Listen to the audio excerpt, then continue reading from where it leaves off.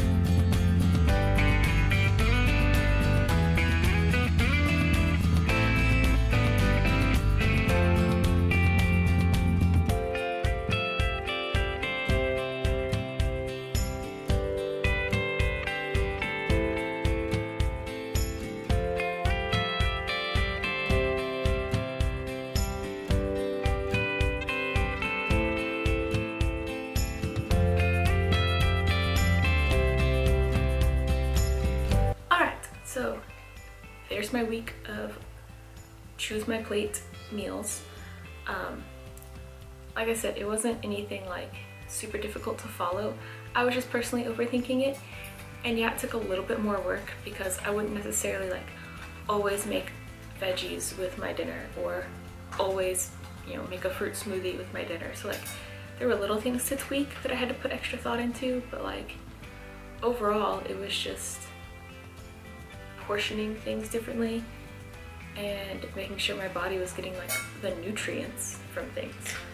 And I actually felt really good throughout the week. Like my energy levels were starting to go up just from 1 week of adding in fruits and vegetables and all that stuff.